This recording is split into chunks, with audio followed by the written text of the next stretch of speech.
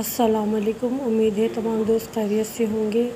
दोस्तों, आज हम आपको ऐसी मनक़बत सुनवाने जा रहे हैं जिसने पूरी दुनिया में धूम मचा दी। बेहतरीन आवाज़, बेहतरीन मनक़बत जो कि पढ़ी है सज्जाद अशरफ ने।